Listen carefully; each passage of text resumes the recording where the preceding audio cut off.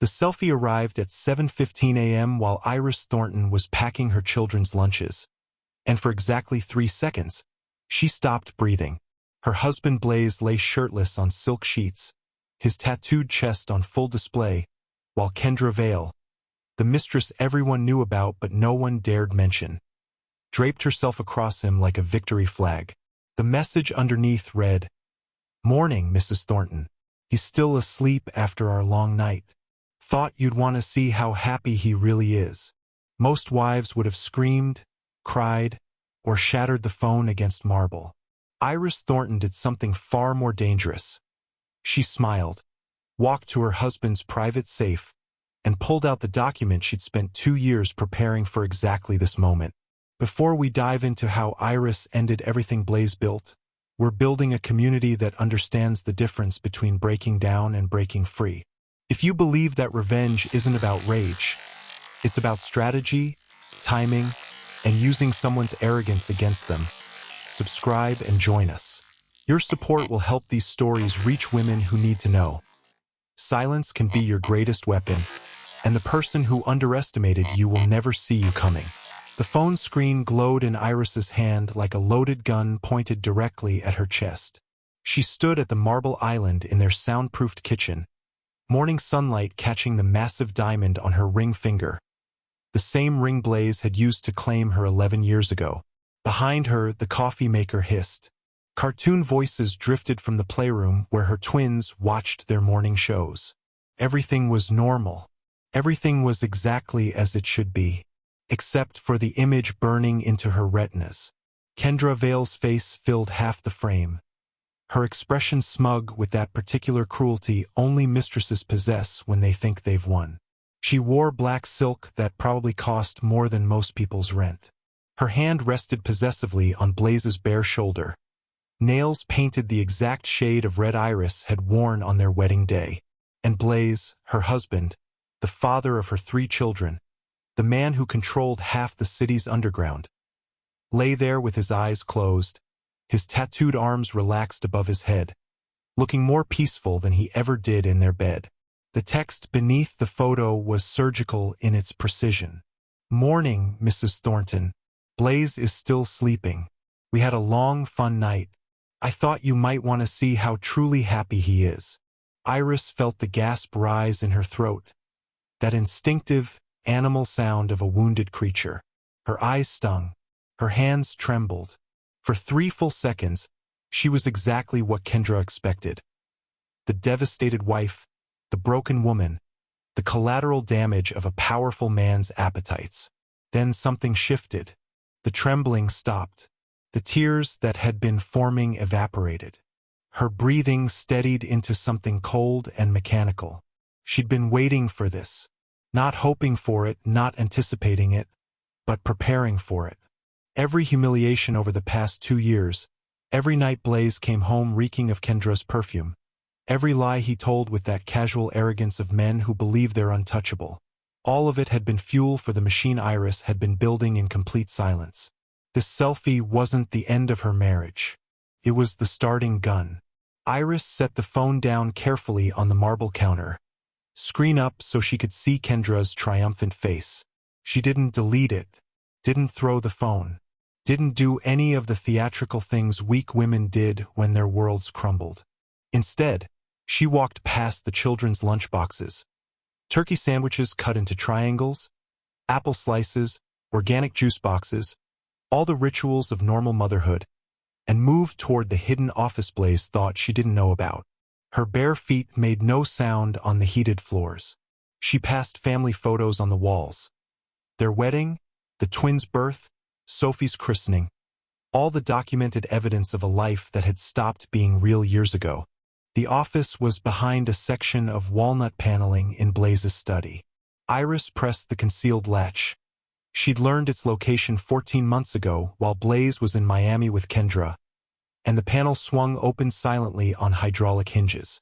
Inside, the walls were lined with monitors showing security feeds, filing cabinets full of documents Blaze assumed were safely encrypted, and the biometric safe he believed was impenetrable because only his fingerprint could open it. He'd never considered that Iris had lifted his print from a whiskey glass 18 months ago. Had never imagined she'd paid a retired security specialist 3 times his normal rate to create a duplicate. Had never suspected that while he was busy teaching Kendra how to shoot at his private range, his wife was busy learning how to dismantle everything he'd built. Iris pressed the synthetic fingerprint against the safe's reader. It blinked green. The heavy door swung open with a pneumatic hiss. Inside sat rows of documents, hard drives containing enough evidence to end dozens of careers, and stacks of cash Blaze kept for emergencies he controlled. Iris ignored all of it. She reached past the money, past the flash drives, past the passports with different names, and withdrew a single leather portfolio. Her hands didn't shake as she opened it.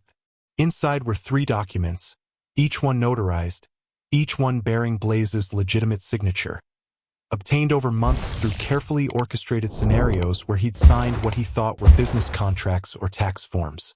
Every signature verified by a forensic document analyst Iris had hired through an encrypted communication channel. The first document was a temporary emergency custody order, pre-filed with a judge who owed Blaze nothing and feared him even less. The second was a financial injunction freezing every legitimate asset Blaze owned.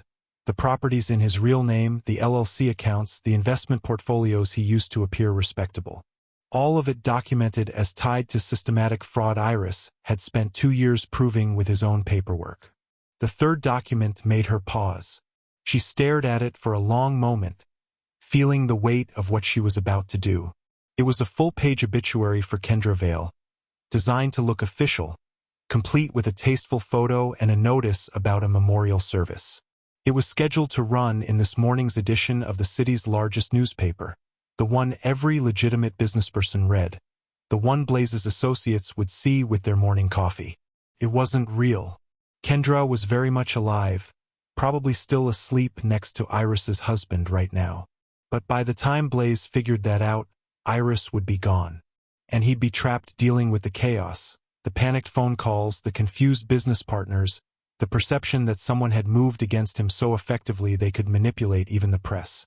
He'd be forced to choose between chasing his vanished family and managing an immediate crisis that would consume every resource he had. Iris had learned something in 11 years of marriage to a man who ruled through fear and control. The best way to defeat someone powerful isn't to attack their strength. It's to give them a problem that demands their attention while you slip away into nothing.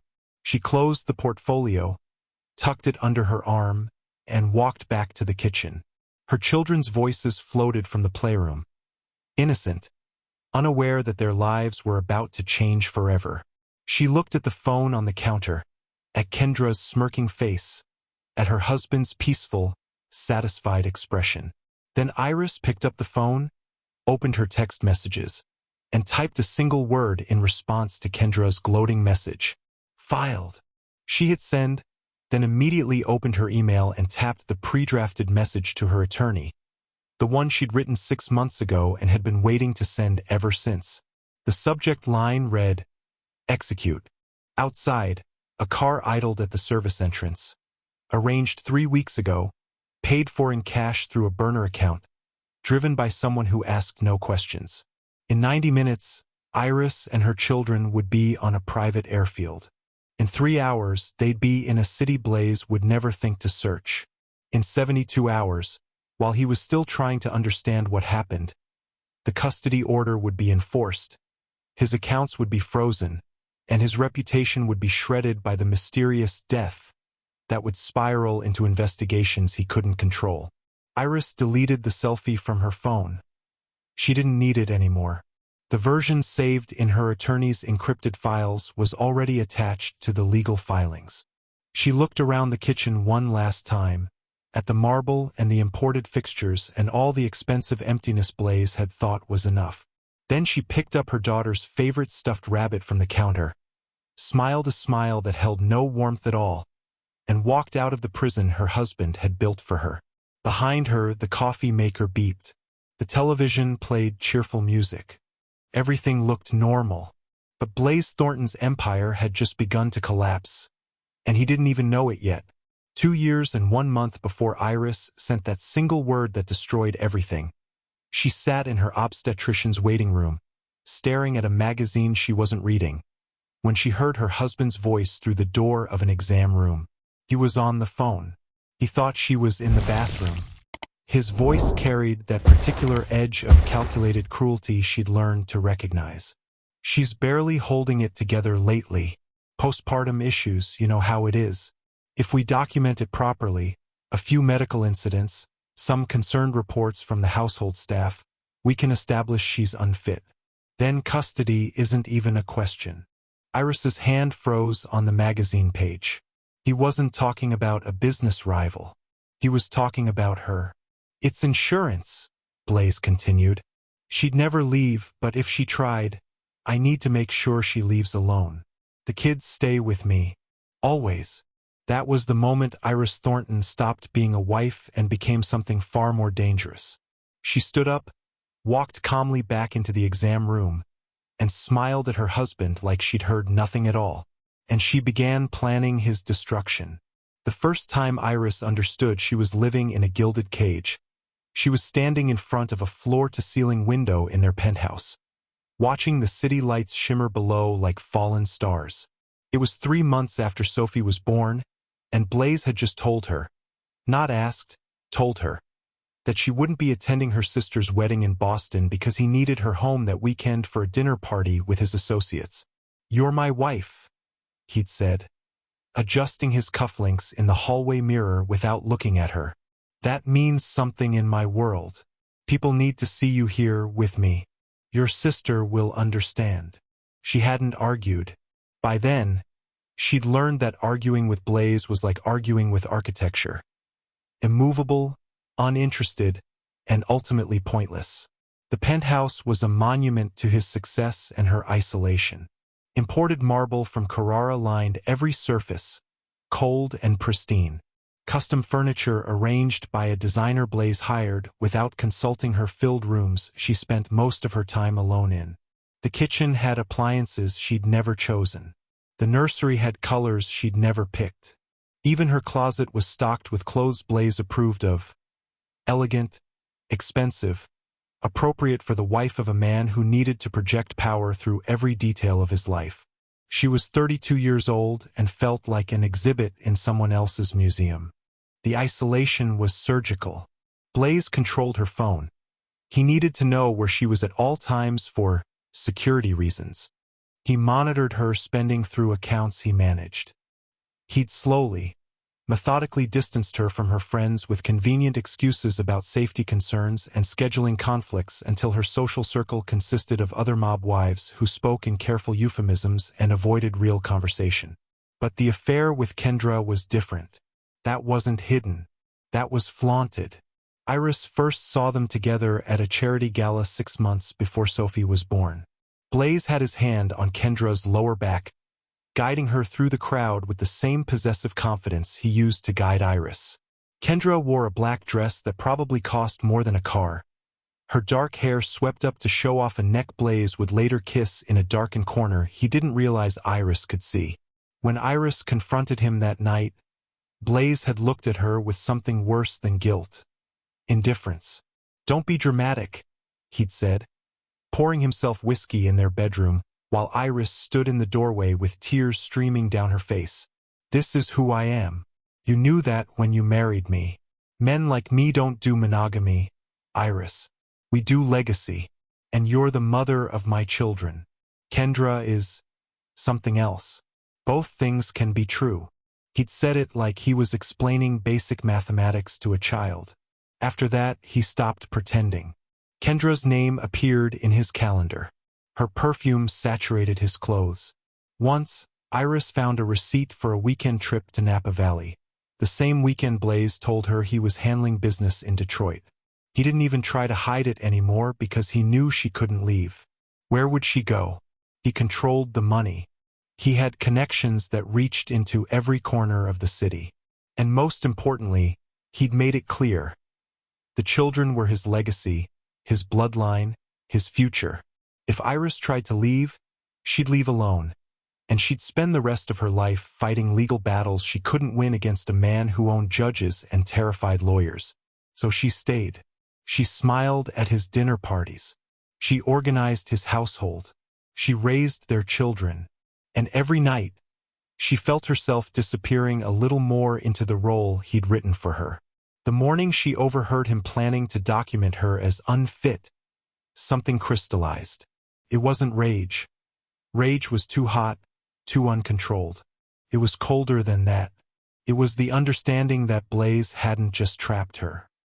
He'd been preparing to erase her entirely, to rewrite their story so that even her children would remember her as the unstable woman who couldn't handle being married to greatness. That's when Iris realized leaving wasn't enough. She had to dismantle him first. Not because she wanted revenge. Revenge was emotional. She needed liberation. And liberation required destroying every mechanism of control he'd built around her. But how do you destroy a man who controls everything? A man whose power extends into courtrooms and police stations and every institution designed to protect people like her? The answer came to her slowly, over weeks of sleepless nights and careful observation. You don't attack his illegal empire, that's too dangerous, too protected. You attack the facade. The legitimate businesses he uses to appear respectable. The legal structures he's built to separate his criminal world from his public image. You use the law against him, the same law he's perverted to keep you trapped.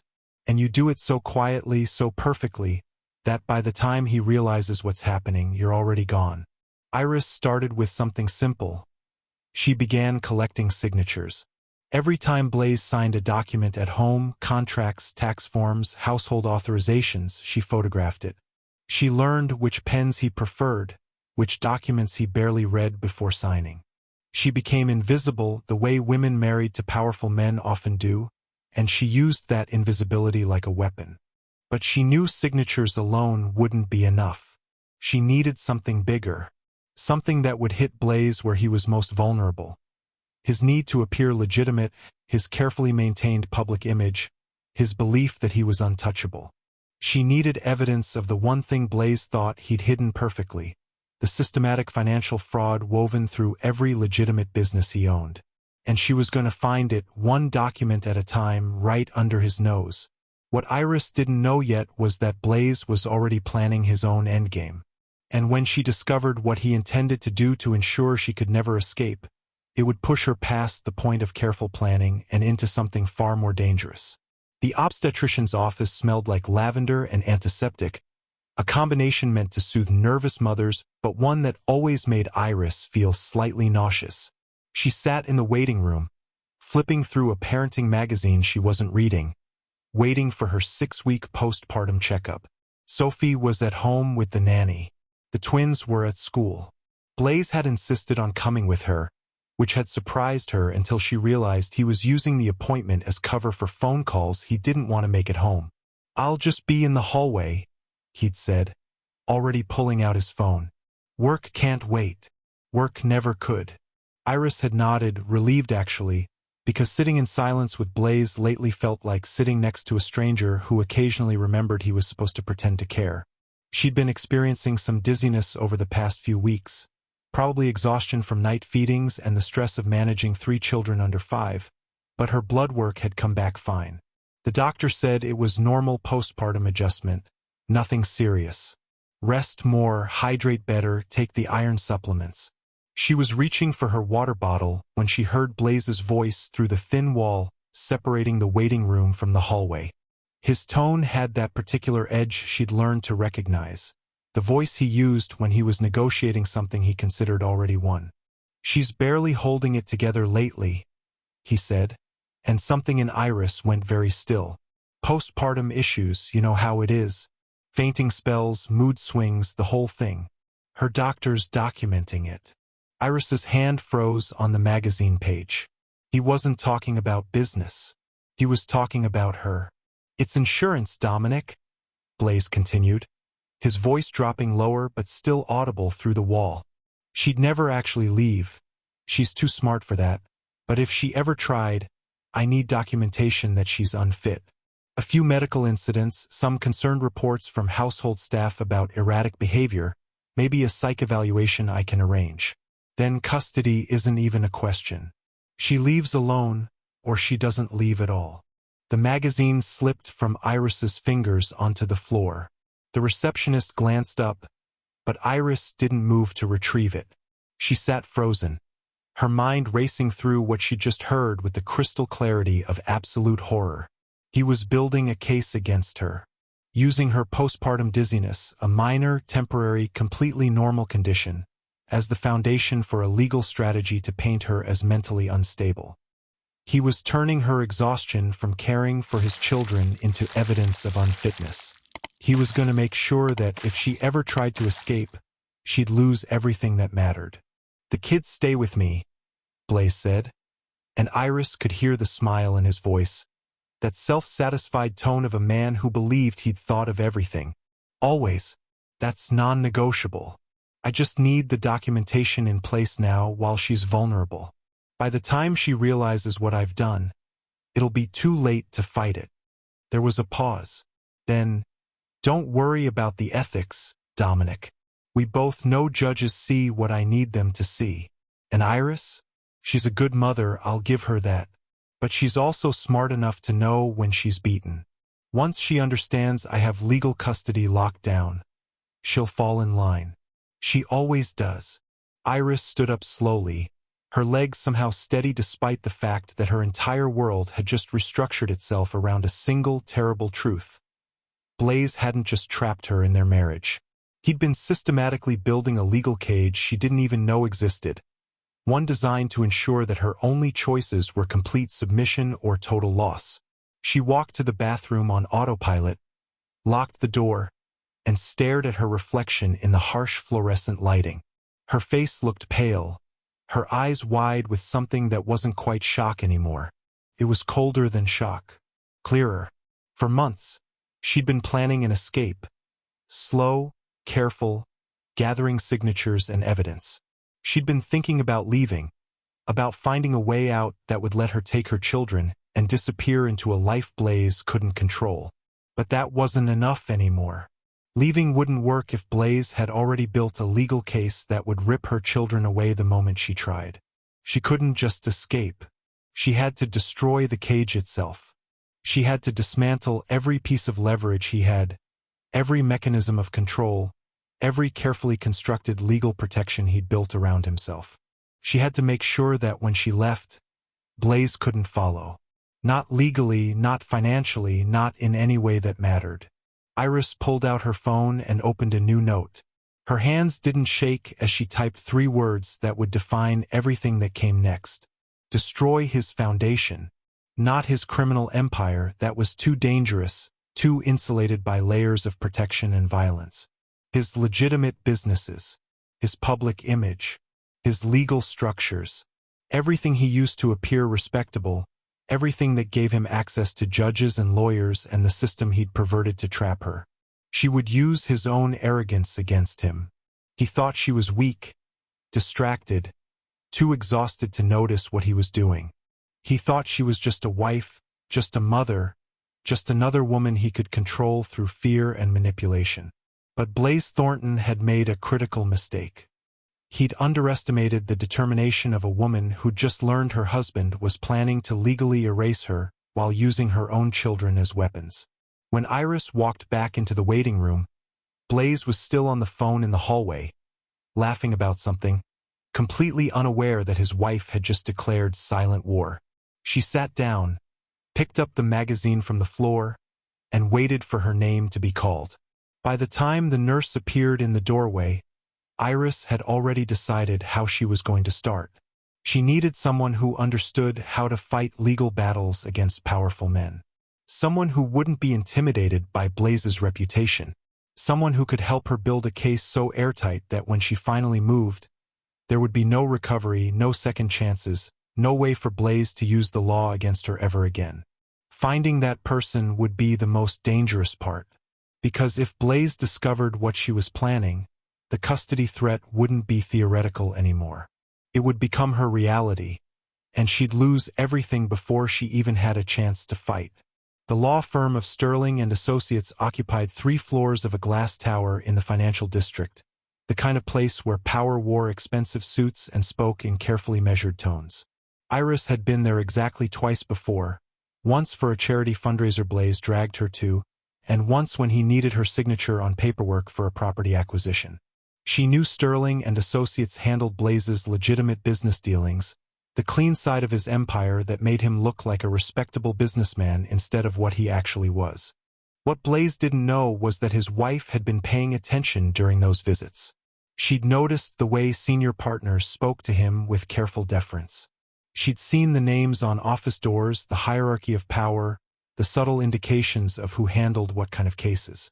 And she'd remembered one name in particular, Harold Finch, a partner who specialized in high-conflict divorce cases for clients who needed discretion more than they needed ethics. Iris made the appointment under her maiden name, requesting a consultation about a sensitive family matter. The receptionist didn't recognize her. Why would she? Iris Thornton was just another wealthy wife in a city full of them, invisible in her careful elegance. Harold Finch's office was smaller than she expected, tucked away on the 2nd floor rather than the executive level where the power partners sat. The man himself was in his late 50s, silver-haired and sharp-eyed, wearing a suit that was expensive but not ostentatious. He gestured to the chair across from his desk with the casual confidence of someone who'd heard every terrible story and stopped being surprised years ago. "Mrs. Thornton," he said, using her real name despite the appointment being under her maiden name. "I wondered when you'd find your way here." Iris's heart stopped. "You know who I am. I know who your husband is." Harold leaned back in his chair, fingers steepled. "I also know that women married to men like Blaze Thornton don't make appointments with divorce attorneys under fake names unless they're planning something significant. The question is whether you're serious or just exploring your options." For a long moment, Iris considered walking out. This could be a trap. Harold could be loyal to Blaze, could be setting her up, could be gathering information to use against her. But something in his eyes stopped her. A kind of weary cynicism that suggested he'd seen too many powerful men destroy their families to have any loyalty left to give. "I'm serious," Iris said quietly. "But I need more than a divorce. I need to dismantle his ability to ever use the law against me or my children." Harold's expression didn't change, but his eyes sharpened with interest. "That's a significant undertaking. Your husband has resources most people can't imagine. Connections that reach into every courthouse in this city." "I know. That's why I need someone who understands how to fight in the shadows." Iris pulled out her phone and showed him the note she'd written in the doctor's office bathroom. "He's building a custody case against me using fabricated mental health concerns. I need to destroy his legal foundation before he can use it. Would you stay silent if someone was building a case to take your children away? Or would you fight back with everything you had?" Harold was quiet for a long moment, studying her with an intensity that made Iris feel exposed. Then he opened his desk drawer and withdrew a legal pad. "What you're describing isn't a divorce. It's a legal execution. It requires time, absolute secrecy, and documentation that can withstand scrutiny from judges who are probably in your husband's pocket." "How long?" Iris asked. 2 years minimum, maybe more." Harold began writing notes. "We'd need to document every financial transaction that proves systematic fraud in his legitimate businesses. We'd need signatures on documents he doesn't realize he's signing. We'd need to build custody protections so airtight that even his connections can't break them. And we'd need to do all of this while you continue playing the role of the obedient wife." "I can do that." "Can you?" Harold's gaze was sharp. "Because the moment he suspects anything, this entire plan collapses. You'll need to smile at him while we're building his destruction. Sleep next to him while we're gathering evidence that could send his legitimate businesses into chaos. Raise his children while planning to take them away forever." Iris thought about the phone call she'd overheard, about Blaze's casual cruelty as he planned to erase her, about the years she'd spent disappearing into the role he'd written for her. "I've been doing exactly that for years already. The only difference is now I have a purpose." Harold studied her for another long moment, then nodded. "My retainer is 50,000. Cash delivered to a location I'll provide. We communicate only through encrypted channels. You never mention my name to anyone. And if this goes wrong, I was never your attorney. We never had this conversation." "Agreed. One more thing." Harold's expression hardened. "If you're not absolutely committed to seeing this through, walk away now. Because once we start building this case, there's no going back. You either destroy him completely or he destroys you. There's no middle ground with men like Blaze Thornton." Iris thought about her children, about the life she wanted to give them away from violence and control, about the woman she used to be before Blaze turned her into a beautiful, expensive prisoner. "I'm committed." Harold extended his hand across the desk. "Then let's begin building your husband's end. If you believe strategic planning beats emotional reactions, hit that subscribe button, because what Iris and Harold build next will take patience most people don't have."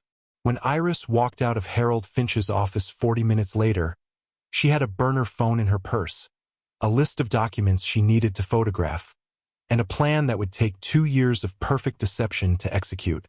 She also had something she hadn't felt in years, hope that felt less like a fantasy and more like a weapon. But first, she needed to get Blaze to sign documents he'd never question. And that would require becoming the kind of wife he'd always wanted, so perfectly obedient, so completely invisible, that he'd never see the trap closing around him until it was far too late. Over the next 22 months, Iris Thornton became a ghost in her own life. Not the kind of ghost that haunts, the kind that moves through rooms unnoticed, present but invisible, essential but dismissed. She perfected the art of being exactly what Blaze expected.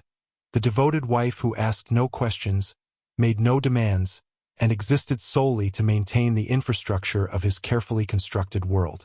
Started small. A property tax form that needed signing while Blaze was on a call. "Just here and here, darling," Iris would say, sliding the document across his desk with a pen already in hand. He'd sign without reading, barely glancing at her, because why would he?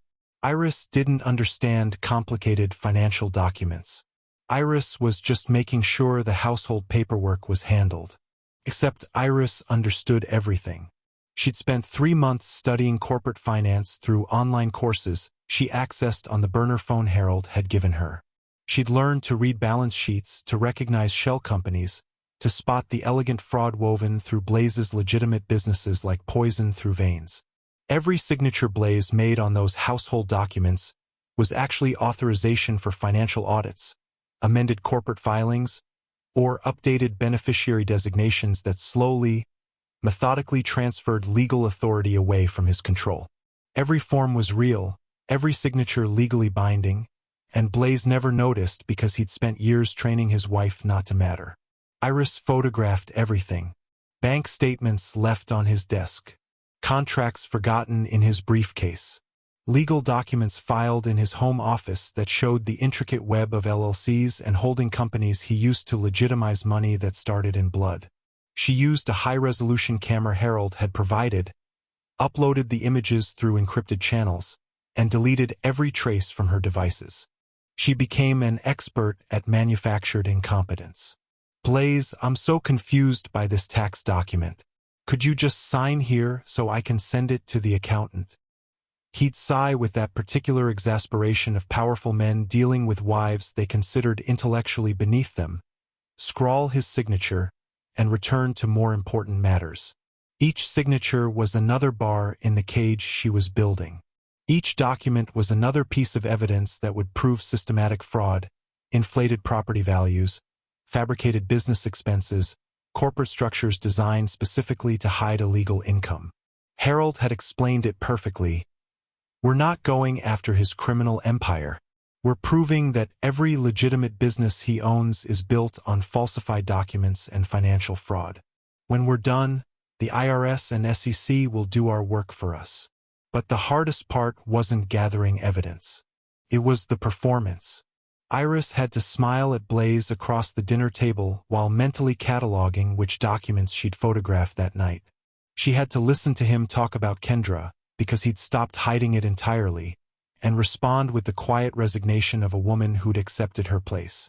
She had to sleep beside a man she was systematically destroying and wake up each morning ready to play the role again. There were moments she almost broke. Nights when Sophie cried for her father and Blaze ignored her because he was texting Kendra. Mornings when the twins asked why Daddy was always angry. An anniversary he forgot entirely because he was in Miami with his mistress. Each betrayal, each casual cruelty became fuel. Iris learned to convert pain into precision, humiliation into strategy. Every time Blaze dismissed her, every time he treated her like expensive furniture, she remembered why she was doing this. Not for revenge, but for freedom. For a life where her children wouldn't grow up thinking this was what love looked like. By month 18, Harold had enough documentation to freeze Blaze's assets and prove fraud in 7 different corporate entities. By month 20, they had custody protections so comprehensive that even judges in Blaze's pocket couldn't override them without risking their own careers. But Iris knew the evidence alone wasn't enough. She needed a trigger, something that would force Blaze's attention away from her long enough to execute the plan. Something that would consume all his resources, all his focus, all his considerable power, while she disappeared with their children into a life he could never reach. She just didn't know what that trigger would be. Not yet. But she was certain of one thing. When it came, she'd be ready. And Blaze Thornton would finally understand what it cost to underestimate the woman he'd spent years teaching to be invisible. The credit card alert came through at 11:43 p.m. on a Tuesday. Iris was in bed, pretending to sleep while Blaze got dressed for another late meeting. She felt her phone vibrate under her pillow, the regular phone, not the burner, and waited until she heard the penthouse door close before checking it. The Grandview Hotel. Présidentielle suite. Charged to the card they shared, the one Blaze used for family expenses. The same hotel where they'd spent their 5th anniversary, before Sophie was born, when Iris still believed marriage meant something to him. Her hands tightened on the phone.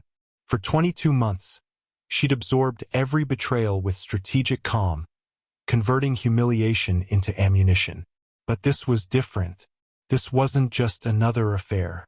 This was Blaze taking Kendra to a place that had meant something, erasing Iris from even their memories. The arrogance was breathtaking, and it was exactly the trigger she'd been waiting for. Iris opened her laptop and accessed the Grandview's guest services portal. She still had the login information from when she'd booked spa treatments during their anniversary stay. The system showed Blaze had checked in 40 minutes ago. Presidential suite, same room number. He hadn't even bothered to request a different one. She pulled out the burner phone and texted Harold. He's at the Grandview. Présidentielle suite. I need documentation. His response came 30 seconds later. What kind?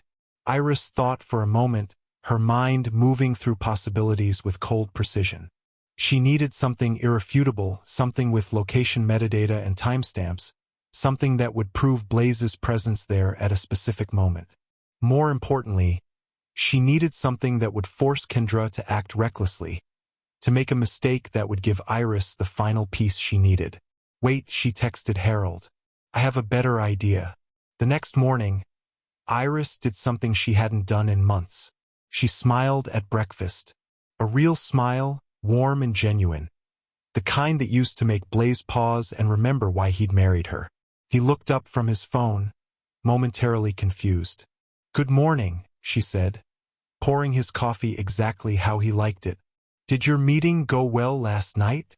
Fine, he said, still watching her with suspicious curiosity. Why are you asking? No reason. I just realized I've been distant lately. Stressed about the children, I suppose. She reached across the table and touched his hand.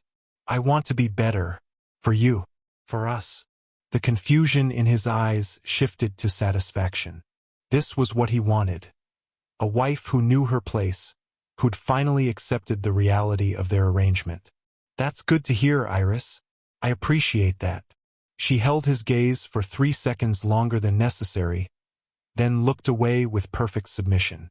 Blaze returned to his phone, already forgetting the moment, and Iris returned to packing lunches with hands that didn't shake at all. What Blaze didn't know was that his wife had just planted a seed. Over the next 3 weeks, Iris became the perfect version of herself. Attentive, agreeable, quietly adoring. She asked about his day. She laughed at his jokes. She created the illusion of a woman who'd finally surrendered completely. And Blaze, predictable in his arrogance, became careless. He started bringing Kendra to more obvious places. Started being less careful about hiding evidence. Started believing that he'd finally broken his wife's spirit entirely. The selfie, when it came, was inevitable. Kendra's jealousy had been simmering for months. Iris had researched the woman thoroughly and knew exactly what motivated her. The mistress who wants to be acknowledged, who needs to prove she's won, who can't resist the urge to gloat. All it took was Iris playing the devoted wife just convincingly enough for Kendra to feel threatened. And threatened mistresses make mistakes. When the image finally appeared on Iris's phone that morning, Blaze shirtless and peaceful, his distinctive tattoos clearly visible, Kendra draped over him like a conquest, the timestamp and location metadata embedded in the file. Iris knew she had everything she needed. The tattoos were important. Harold had explained that detail weeks ago. We need something uniquely identifiable. Something that proves beyond any doubt that it's him in any photograph, any location, any compromising situation. Blaze's tattoos covered his chest and shoulders. Intricate, custom work that couldn't be replicated or confused with anyone else. In the selfie, every detail was visible in high resolution. The snake coiled around his ribs, the clock on his shoulder, the initials of his children over his heart, the only sentimental thing about him. It was perfect. It was irrefutable. It was evidence that would timestamp his location, prove his presence, and serve as the foundation for everything Iris was about to unleash. But more than that, it was permission. After 22 months of careful planning, perfect performance, and swallowed rage, Kendra had just given Iris permission to stop pretending. The question that mattered now wasn't whether Iris would execute the plan. It was whether Blaze would even realize what was happening before it was too late to stop it. The selfie arrived at 7:15 a.m., and Iris stared at it for exactly 3 seconds before her hands stopped shaking and her mind went perfectly, crystallinely clear. The image was everything she'd been waiting for. Blaze shirtless and vulnerable, Kendra triumphant, the timestamp and location embedded in the metadata like a signed confession. The text beneath made Iris's decision even easier. "Morning, Mrs. Thornton. He's still asleep after our long night. Thought you'd want to see how happy he really is." Iris set the phone down on the marble counter and looked around her kitchen one final time. The coffee maker she'd never chosen. The designer cabinets she'd never wanted. The prison disguised as luxury that had been slowly suffocating her for 11 years. Then she picked up the phone and typed a single word in response to Kendra. "Filed." She hit send and immediately opened her email. The message to Harold was already drafted, waiting in her drafts folder for 22 months. Subject line, execute. Body, 1 word. Now. Her finger hovered over the send button for half a second. Once she pressed it, there was no going back. The custody orders would be filed. The financial injunctions would hit Blaze's accounts. The carefully constructed legal cage would snap shut around everything he'd built. Iris pressed send. The confirmation came back in 45 seconds. Documents filed. Custody order active in 2 hours. Asset freeze in effect by noon. You have 72 hours. Use them. Iris didn't reply. She was already moving to the laptop open on the kitchen desk, logging into the account she'd created 6 months ago through a series of untraceable proxies. The city's largest newspaper, The Chronicle, offered a digital memorial service where families could purchase obituary space online. Iris had prepaid for a full-page memorial 3 months ago, written the copy herself, and uploaded a tasteful photo of Kendra she'd pulled from social media. The obituary sat in her drafts, waiting for this exact moment. In memoriam, Kendra Vale, 1989-2025. Beloved daughter, cherished friend, taken too soon. A celebration of life will be held at Sacred Heart Cathedral. Details to follow. In lieu of flowers, donations may be made to the Women's Crisis Center. It was elegant, official-looking, and completely fabricated. Kendra was very much alive, probably still asleep next to Blaze in whatever hotel suite they'd occupied last night. But by the time either of them woke up, this obituary would be in the digital edition of the paper that every legitimate businessperson in the city read with their morning coffee. Iris clicked publish. The system processed for 3 seconds, then confirmed. Your memorial will appear in today's digital edition and tomorrow's print edition. She closed the laptop and looked at the clock. 7:22 a.m. The children were still asleep. The car Harold had arranged was waiting at the service entrance. Her bags, packed incrementally over 3 weeks and stored at a secure location, were already loaded. What would you do if you had 72 hours to disappear before the most dangerous man you know realized you destroyed everything he built? Iris walked upstairs and woke her children gently, telling them they were going on a surprise adventure. The twins were excited. Sophie was confused but compliant. None of them understood they were about to disappear from their father's life forever. By 8 a.m. they were in the car. By 9 a.m. they were at the private airfield Harold had secured. By 10 a.m. they were in the air, heading to a city Iris had chosen specifically because Blaze would never think to look there. Too small to matter to his empire, too far from his usual territories, too beneath his notice. At 10:47 a.m., while Iris was 30,000 feet in the air with her sleeping children, Blaze Thornton's phone started ringing. Then it didn't stop. Hit like if you believe Blaze is about to learn what it costs to underestimate the wrong woman, because what happens next will shatter everything he thinks he controls. The obituary had gone live in the Chronicle's digital edition at 10:30 a.m. By 10:45, 3 of Blaze's business associates had called asking if he'd seen it.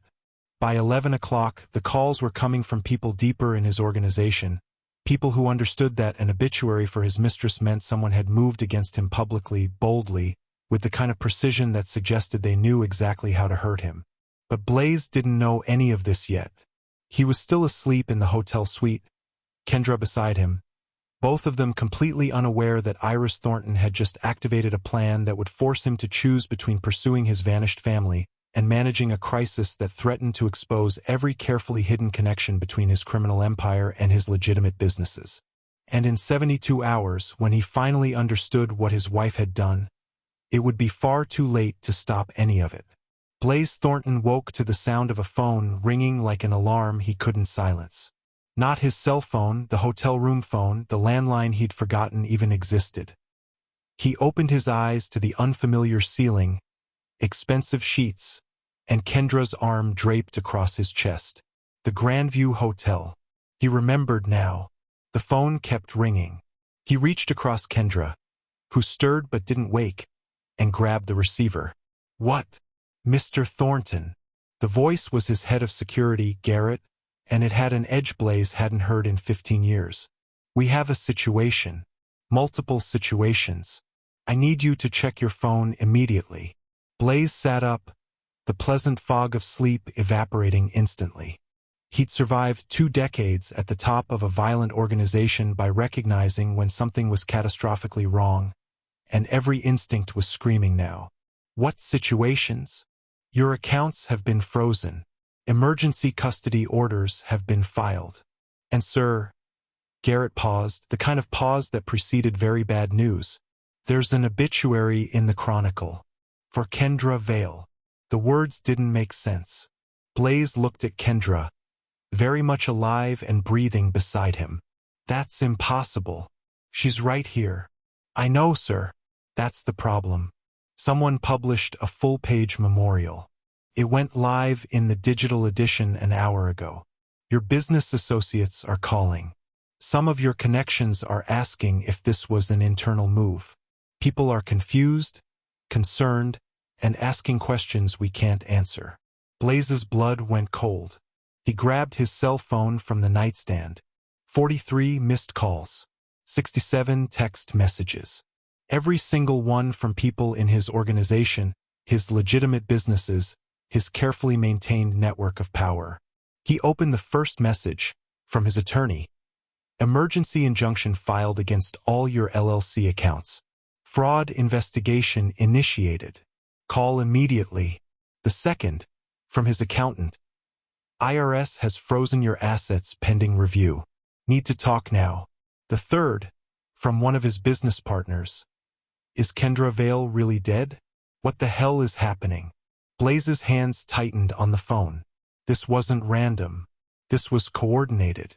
This was an attack from someone who understood exactly how to cripple him. Not by going after his criminal empire, but by destroying his legitimate facade and creating chaos that demanded immediate attention. Kendra! He shook her awake roughly. Wake up! Now! She opened her eyes, confused and annoyed. What's wrong? Check your phone. Tell me if you got any messages from Iris this morning. Kendra reached for her phone, still half asleep, and her face went pale as she scrolled. She replied to my text. What text? Blaze's voice was dangerously quiet. Kendra held up her phone, showing him the selfie she'd sent at 7:15 a.m. The two of them in bed, Blaze shirtless, her message dripping with vindictive triumph. And beneath it, Iris's single-word response. Filed. Blaze stared at that word. One word that suddenly explained everything, and felt the first cold tendrils of real fear wrap around his chest. Filed. Not I'm leaving. Not how could you. Just filed. Clinical. Legal. Final. His wife hadn't run away in desperation. She'd executed a plan.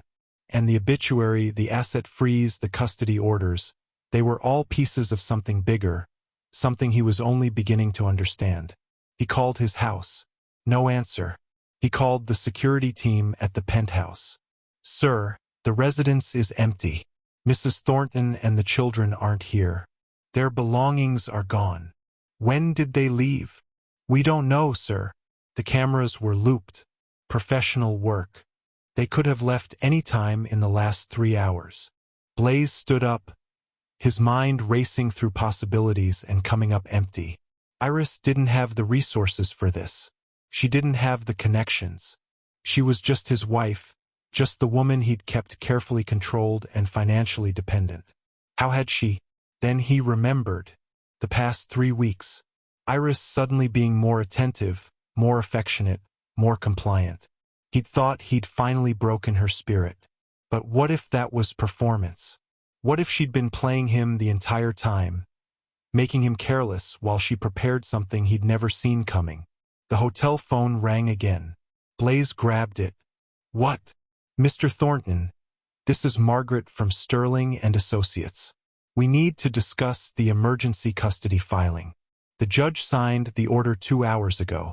It grants Mrs. Thornton sole temporary custody, with a restraining order preventing you from attempting to locate or contact the children pending a full hearing in 90 days. 90 days. 3 months. An eternity. On what grounds? Blaze's voice was lethal. Documented evidence of systematic fraud in your business dealings, concerns about the children's exposure to criminal activity, and a psychological evaluation suggesting Mrs. Thornton fled due to credible fears for her safety and the safety of the children. Every word was a knife. Iris had documented everything. She'd built a legal case so airtight that even his connections couldn't immediately break it. And she'd timed it perfectly, creating the obituary crisis to consume his attention and resources while she disappeared with his children into a protection he couldn't penetrate. Blaze looked around the hotel suite, at Kendra sitting in bed with confusion written across her face, at the phone in his hand displaying dozens of urgent messages demanding his immediate attention, at the evidence of his own arrogance scattered around the room. His wife had just beaten him. Completely. Decisively. Using his own playbook against him. And the worst part was, he had 72 hours before the custody order became permanent, 72 hours to either fix the obituary crisis that was threatening to expose his entire organization or chase after a woman who'd planned her escape so perfectly she might as well be a ghost. He couldn't do both. And Iris had known exactly that when she designed this trap. For the first time in 20 years, Blaze Thornton didn't know what to do. And somewhere, wherever she was, his wife was counting on exactly that paralysis to make sure she stayed gone forever. 6 months passed. Absolute silence that Iris Thornton had orchestrated. She was gone, not just from Blaze's sight, but from his network's memory. A ghost in a small coastal city 4 states away that was too insignificant to register on his global map of power. The temporary custody order had solidified into a permanent one, granted by a judge who, despite Blaze's best efforts, found the evidence of systematic fraud and parental unfitness too overwhelming to ignore. Iris lived under a new identity, her children enrolled in a small, quiet school, their lives ordinary for the first time. The terror of his eventual discovery never vanished entirely, but it had receded, replaced by the mundane rhythm of true freedom. Meanwhile, Blaze was trapped in the very cage Iris had constructed for him. The financial injunction held fast. The asset freeze hadn't just affected his liquid cash. It had snarled his legitimate businesses, the shell companies and LLCs that provided his public facade.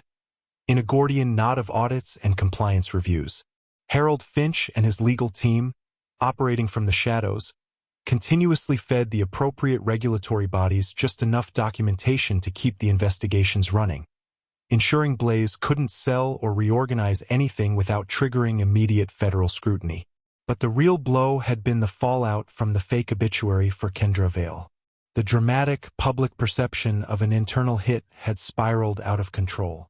Blaze's rivals, sensing blood and instability, had moved against his most vulnerable supply lines, forcing him to divert massive resources just to manage his criminal territories. The legitimate business community, seeing the Chronicle obituary and the subsequent financial freeze, backed away, terrified of being linked to his apparent downfall. He was fighting a public relations war, a legal war, and a turf war simultaneously. The man who controlled everything was now controlling nothing but the relentless ringing of his phone. Iris, safe in her new life, was no longer just running. She was now consulting remotely for an international law firm specializing in asset recovery from organized crime. A quiet, powerful irony that Harold had facilitated. She reviewed complicated balance sheets, recognizing the patterns of fraud because they were the exact patterns Blaze had taught her to ignore. She had converted her humiliation into a high-value skill. The only thing left was the final blow, the one piece of evidence Harold had told her to hold back, the one that wouldn't just freeze Blaze's assets but would dismantle his entire legitimate persona forever. Iris held the encrypted drive in her hand now, the same one Blaze had never found. It contained the complete, unredacted ledger proving the scale of his global money laundering operation. It was the weapon that would ensure her freedom remained permanent. Blaze is losing everything due to the shame and chaos of the fake obituary.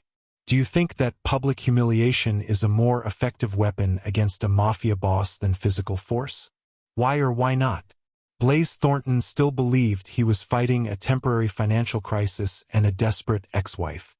He had no idea that Iris was now an active consultant feeding data to his opposition, or that the real crisis, the final total collapse, was waiting on a small, encrypted drive she still held in her hand. But the time for waiting was over. She needed to end the war, not just hide from it. She just needed one final, perfect window to drop the final payload. The final piece of the war didn't arrive with a bang, but with the quiet electronic chime of an encrypted file arriving in Iris's inbox. It was Harold Finch.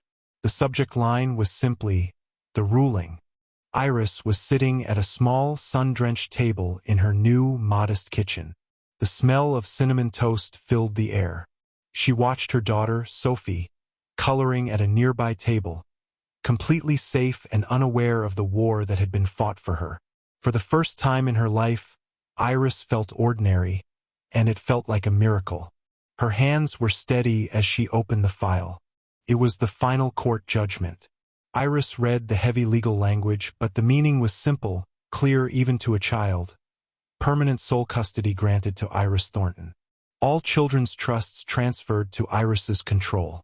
A permanent restraining order filed against Blaze Thornton, preventing any attempt to locate or contact Iris or the children, enforceable across state lines. He had lost. Not to violence, not to a rival boss, but to her patience, her quiet strategy, and the very law he thought he controlled. Iris looked at the document, and the years of fear, the cold performance, the nights of perfect silence, all rushed back. Not as pain, but as pure, distilled triumph. Blaze's empire was still standing, yes, but it was hollow. His money was frozen, his name was mud in legitimate circles, and his children, his legacy, were hers, safe forever. A single tear slipped down Iris's cheek, but it wasn't a tear of sadness. It was a tear of final, absolute victory. She looked at Sophie, then at the simple white walls of the kitchen, and for the first time since her wedding day, Iris Thornton allowed herself to genuinely smile. It wasn't the polite mask of the Mafia boss's wife.